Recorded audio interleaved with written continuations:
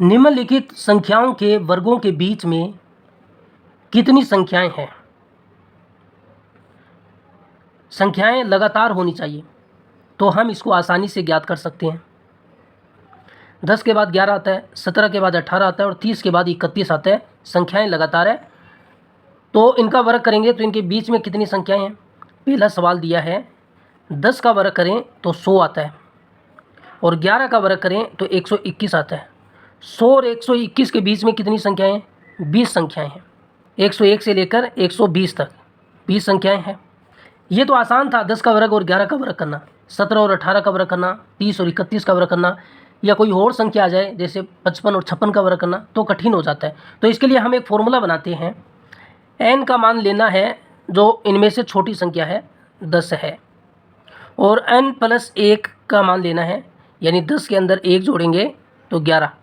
तो 10 और 11 दोनों संख्याएं आ गई। अगर हमें इनका वर्ग करना हो, n का वर्ग और n + 1 का वर्ग, तो इनके बीच में संख्याएं पूछे तो सिंपल सा फॉर्मूला है 2n संख्याएं इनके बीच में होगी। देखो यहाँ पर 2 गुणा n क्या है? 10 माना है।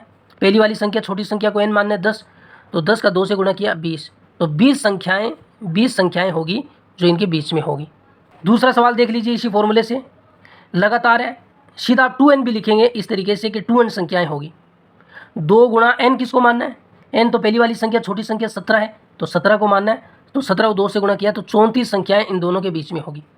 इसी तरीके से तीसरा निकालोगे, पूरा लिख लीजिए, n का मान 30 लिख लीजिए और n + 1 का मान 31 लिख लीजिए, तो इनके बीच में जो संख्याएं होगी लिख लीजिए, इन दोनों के बीच में संख्याएं 2n होगी। तो 2n बराबर 2 गुणा n का मान कितना है? 30, तो 30 का 2 से गुणा करेंगे तो 60 संख्याएं इनके बीच में होगी।